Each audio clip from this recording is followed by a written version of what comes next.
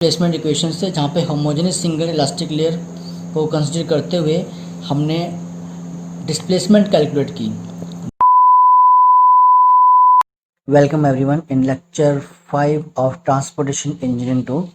आज के लेक्चर में हमारा टॉपिक है design of thickness of flexible payment using triaxial method.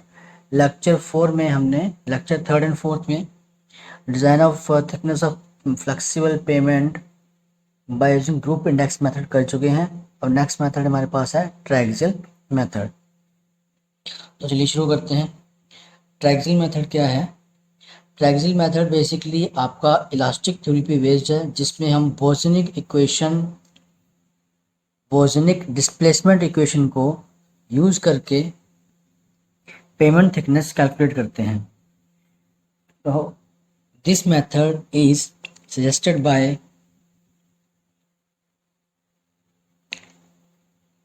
L.A. Palmer and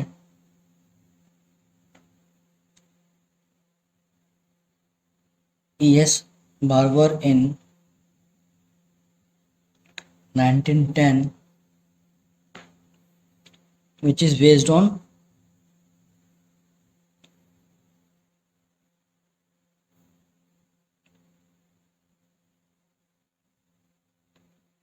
Wozniak's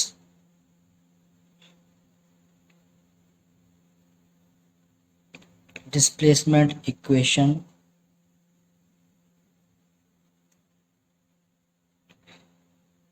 for homogeneous elastic single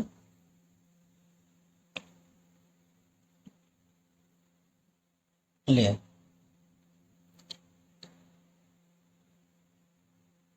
basically this is normally हम इसे simply elastic theory कह देते हैं, वोजनिक्स थ्योरी ऑफ इलास्टिसिटी और simply elastic theory of displacement suggested by Boussinesq, according to which the displacement denoted by delta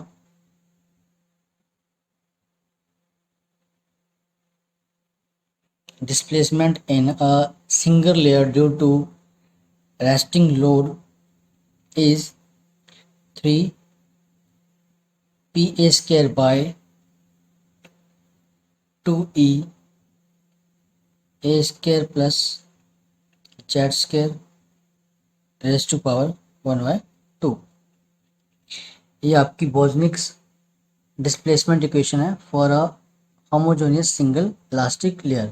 in this equation here, इस equation में जो आपका ये P है, this P is the pressure of applied load. और pressure को हम कैसे लिखते हैं? Pressure is equal to applied load. यहाँ पे हमारे पास अप्लाइड लोड क्या है? अप्लाइड लोड यहाँ पे हमारे पास है आपका व्हील लोड।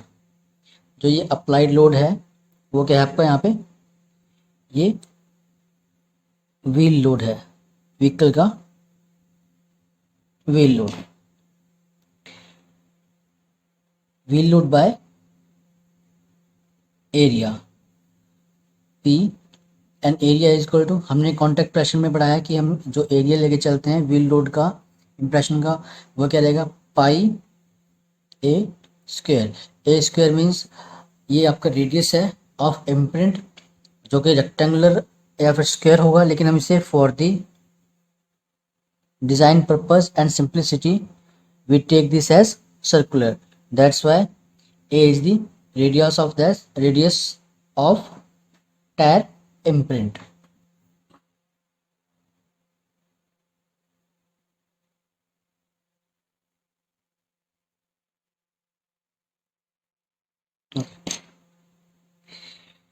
नेक्स्ट, अब हम पुट करते हैं इस प्रेशर P की वैल्यू आपकी इस इक्वेशन में, तो आपका डिस्प्लेसमेंट क्या बन जाएगा? 3 capital P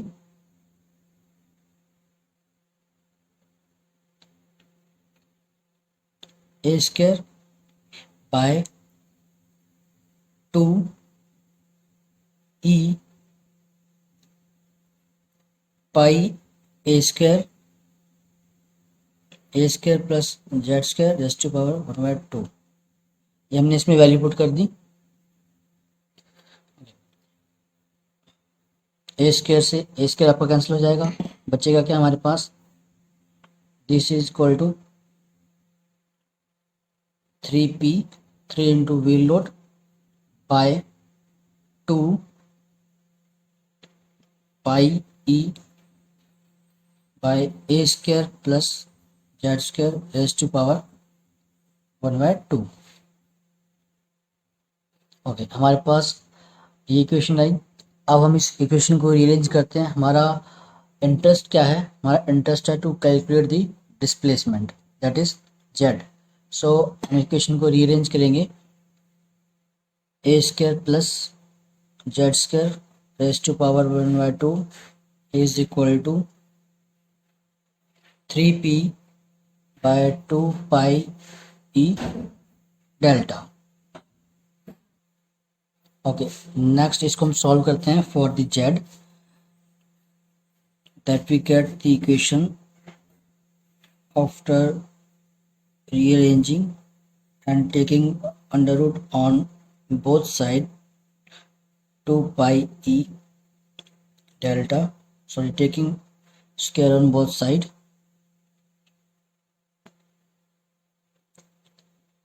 z square is equal to 3p by 2 pi e delta whole square minus A square. इसका वन रूट ले लेते हैं तो आपके पास जो डिस्प्लेसमेंट है वो क्या बचेगी, 3p by 2 pi E delta whole square minus A square sir आपका अंडर रूट में। तो ये हमारे पास आ गई डिस्प्लेसमेंट। ठीक है, now if we assumed that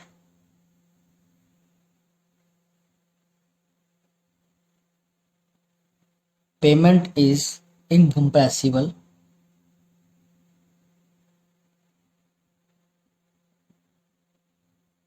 if we assume that the payment is incompressible, that incompressible, in that case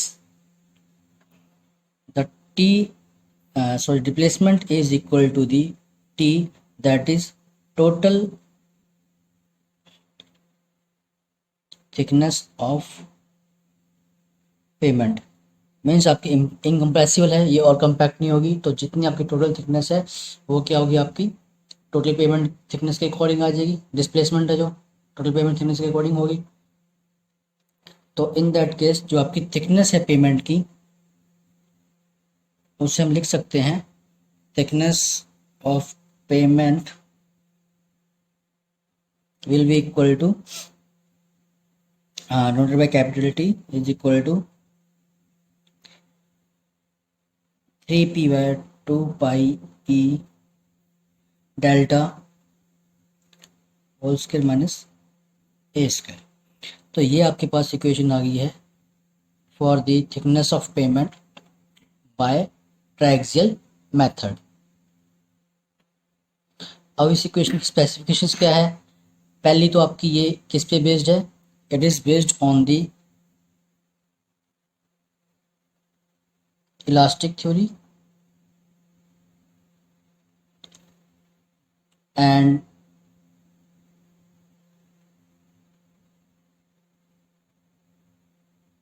Bosnick's displacement equation,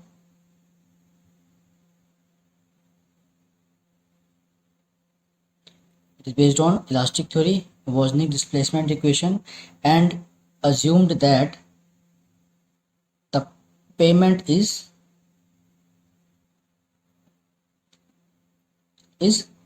incompressible। तो ये इसके मेन पॉइंट्स हैं इस इक्वेशन के। ये तो हम सब आपको पता है कि that here capital P is the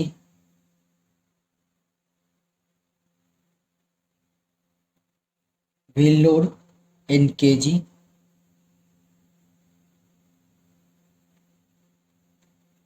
is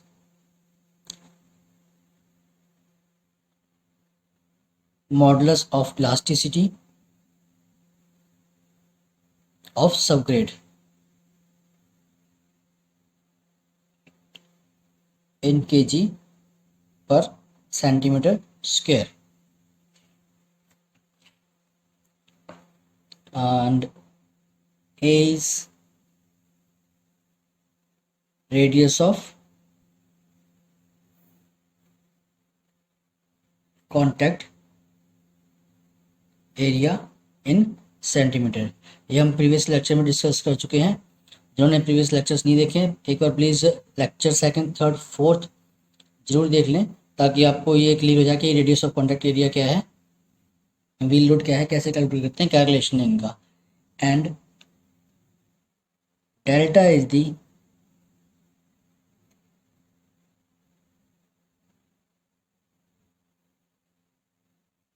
design deflection which is assumed to be approximately 0.25 centimetre. तो अपने इस इक्वेशन में जो आपका डेल्टा है इसे आपने याद रखना है। Design deflection means allowable deflection है ये, वो कितनी आपकी 0.25 सेंटीमीटर। इस इक्वेशन में व्हील लोड जो आपका है वो एक्सल लोड से निकल जाएगा। Radius of contact area imprint ये भी कैलकुलेटेबल है। Design deflection that is 0.25 centimetre, ये हमें अलाउड डिफ्लेक्शन इसकी लेके चलनी है, वो स्टैंडर्ड उतनी रहेगी जो वैल्यू है उसकी। बात रह जाती है सिर्फ आपकी modulus of elasticity of subgrade की। मॉडुलस ऑफ इलास्टिसिटी सबग्रेड इस इक्वेशन के लिए ये कैलकुलेट होता है by using the triaxial test. Triaxial test का यूज कर through triaxial test the modulus of subgrade of elasticity is calculated. तो modulus of subgrade of elasticity of subgrade आपकी वहां से निकलेगी।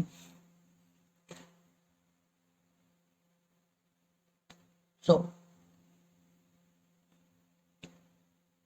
इन calculation of elastic modulus through triaxial test, इसमें क्या है, एक लेटरल प्रेशर जो आपका टेस्टिंग सेल है उस पर एक lateral pressure 1.4 kg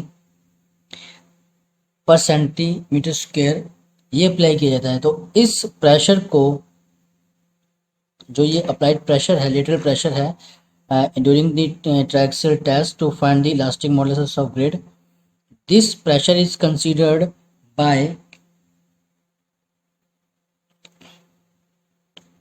Kansas State Highway Department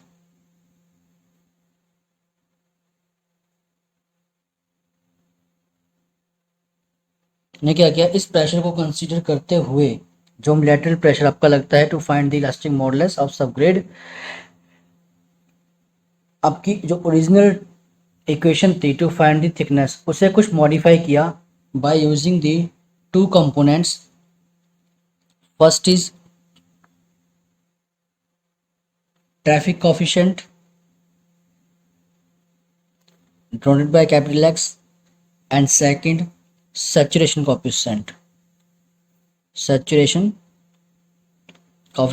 denoted by capital Y.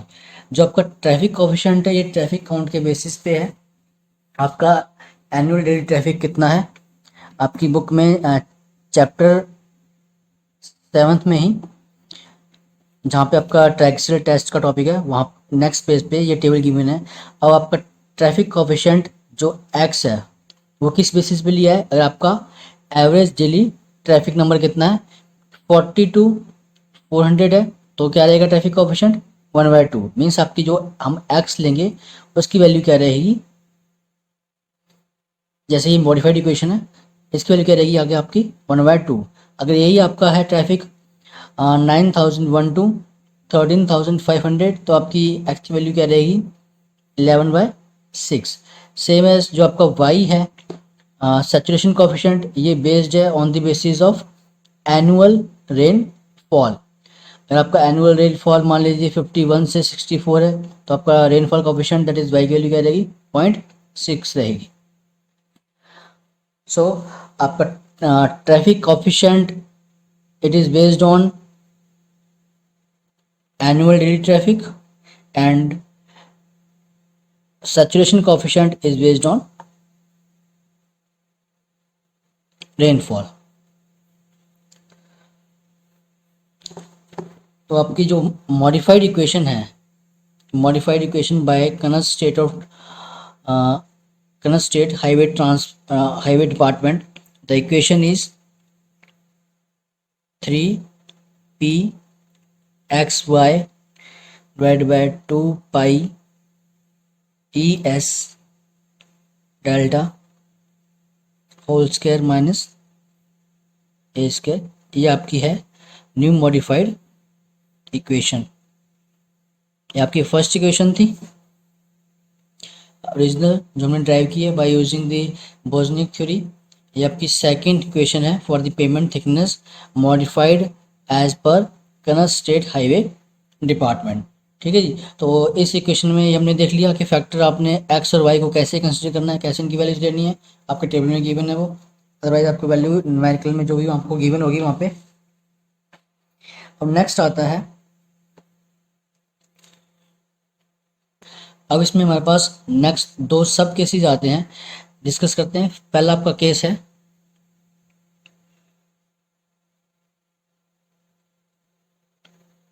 Okay first case क्या है आपका। फर्स्ट केस में अगर हम माने कि आपकी जो पेमेंट है और सबग्रेड है अगर हमने 2 लेयर सिस्टम लेके चले, मीन्स एक होमोजेनियस, आपकी अजम्पशन क्या थी, अजम्पशन क्या थी हमारी इसमें ट्रायक्सियल मेथड में, हम यहाँ पे इसको बोजनिक इक्वेशन पे लेके चल रहे हैं। बोजनिक इक्वेशन में इसकी अजम्पशन क्या है, होमोजेनियस इलास्टिक सिंगल लेयर। लेकिन अगर हम इस अजम्पशन से हट के पेमेंट स्ट्रक्चर को 2 लेयर सिस्टम मान के चलें तो दैट मीन्स आपका वहाँ पे 2 लेयर सिस्टम में पेमेंट का इलास्टिक मॉडुलस कुछ और होगा, सबग्रेड का इलास्टिक मॉडुलस कुछ और होगा। तो इसके लिए क्या है, एक स्टिफनेस फैक्टर इंट्रोड्यूस किया that is ES by EP raise to power 1/3, ताकि इन दोनों के इलास्टिक मॉडुलस को हम कंसीडर कर सके। Here ES the elastic modulus of subgrade and EP is the elastic modulus of payment. So modified equation in consideration of these stiffness factors और elastic modulus of payment and subgrade, आपकी इक्वेशन क्या बन जाती है 3p(xy) 2 pi ES delta whole square minus ए square under root, ये आपकी single equation रहेगी एक, इनटू जो आपका स्टिफनेस फैक्टर है वो मल्टीप्लाई करना है जो आपकी मॉडिफाइड इक्वेशन थी by Kansas State Highway Department उसमें। तो आपकी ये इक्वेशन आ गई which in consideration of elastic modulus of pavement and subgrade. इस इक्वेशन में क्या किया हमने, होमोजेनियस से सिंगल लेयर से हम किस में आ गए 2 लेयर सिस्टम में।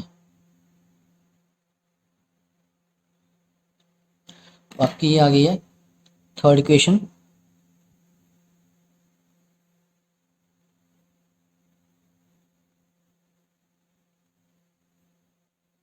देखते हैं second case. Okay in second case जो आपकी थिकनेस ऑफ पेमेंट है, थिकनेस ऑफ पेमेंट अपने आप जैसे अपने इस इक्वेशन में टोटल थिकनेस ऑफ पेमेंट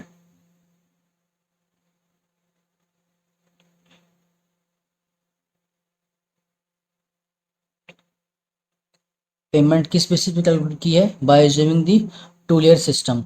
अगर हम इसे 2 लेयर सिस्टम मानते हैं तो इस केस में अगर आपके पास डिफरेंट लेयर्स हैं और उनका डिफरेंट इलास्टिक मॉडुलस है तो और लेयर थिकनेस का और इलास्टिक मॉडुलस का आपस में रिलेशन क्या रहेगा। इस इक्वेशन से अगर हम देखें, मान लीजिए आपकी थिकनेस एक लेयर की है, बेस की है फिर सब बेस की है, हमने बेस लेयर को 1 दे दिया, अगर हम इसे 1 देते हैं तो ये आपकी पेमेंट थिकनेस है और ये क्या है, पेमेंट का लास्टिंग मॉडुलस। तो आप इसको TP लेके चलिए, payment thickness, payment lasting modulus, ये सब ग्रेड का मॉडुलस। अगर हम मानते हैं ये आपके बेस का थिकनेस है, बेस की थिकनेस आएगी तो यहाँ पे बेस का लास्टिंग मॉडुलस आएगा, यहाँ पे सब ग्रेड का लास्टिंग मॉडुलस। आपकी एक इक्वेशन ये बन गई बेस के लिए। नेक्स्ट अगर हम लेके चलें ये सब आपका सेकंड लेयर, बेस कोर्स के बाद आपकी सब बेस की या फिर बिटमस लेयर का की थिकनेस है, तो बिटमस लेयर की थिकनेस हो जाएगी वो आपकी सेकंड लेयर हो जाएगी, तो ये T2 हो जाएगा, यहाँ पे E2 हो जाएगा। तो जब हम इन दोनों इक्वेशंस को आपस में डिवाइड करेंगे T1/T2 या फिर thickness of base bye thickness of आपकी बिटमस लेयर, तो आपके पास रिलेशन क्या रहेगी, ये कट आउट हो जाएगा। थिकनेस ऑफ फर्स्ट लेयर, मान लीजिए हमने मानी थी base course, thickness of second layer, bituminous thick pavement. तो इस केस में क्या था, अगर हमसे मानते हैं आपकी फर्स्ट लेयर है 1, तो E1 आएगा, E2 होगा तो यहाँ पे E2 आएगा, तो ये इधर उल्टा हो जाएगा, तो E2 बाय E1 पावर 1/3। तो ये रिलेशन है आपका in between the payment thickness, layers of payment thickness and the their elastic modulus। Mainly इस मेथड में हमने क्या देखा, ये मेथड हमारा शुरू हुआ कहाँ से, बॉजनिक डिस्प्लेसमेंट इक्वेशन से, जहाँ पे होमोजेनियस सिंगल इलास्टिक लेयर को कंसिडर करते हुए हमने डिस्प्लेसमेंट कैलकुलेट की। Then it is assumed if the pavement is incompressible, और आपकी पेमेंट इनकम्प्रेसिबल है मीन्स हम इसे और कंप्रेस नहीं कर सकते, तो उस केस में क्या होगा, जो आपकी फाइनल डिस्प्लेसमेंट होगी वो कहाँ होगी, टोटल पेमेंट थिकनेस पे होगी। तो आपका जो जेड हमने टोटल पेमेंट थिकनेस से रिप्लेस कर दिया, इक्वेशन ये आ गई हमारे पास। अब ये इक्वेशन क्या आती है आपकी, ये टोटली इलास्टिक थ्योरी पे बेस्ड है, बॉजनिक डिस्प्लेसमेंट इक्वेशन से ड्राइव की है। इनकम्प्रेसिबिलिटी हमने इसमें एज्यूम की है लेयर थिकनेस की, और सिंगल होमोजेनियस लेयर को चल रहे हैं।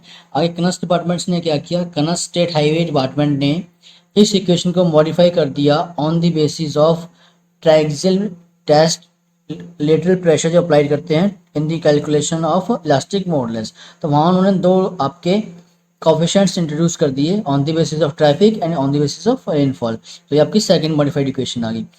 और थर्ड केस में क्या हुआ हमारे पास, हमने 2 लेयर सिस्टम मान लिया सेकंड केस में उसे, तो उस 2 लेयर सिस्टम के बेसिस पे, 2 लेयर सिस्टम है तो दैट मीन्स आपके मॉडुलस ऑफ इलास्टिसिटी में डिफरेंस आ जाएगा दोनों लेयर्स के। तो उस इलास्टिसिटी मॉडुलस ऑफ इलास्टिसिटी के डिफरेंस को देखते हुए स्टिफनेस फैक्टर इंट्रोड्यूस किया गया। उस स्टिफनेस फैक्टर को इंट्रोड्यूस करने के बाद जो मॉडिफाइड इक्वेशन आई वो क्या आई हमारे पास, ये इक्वेशन आई।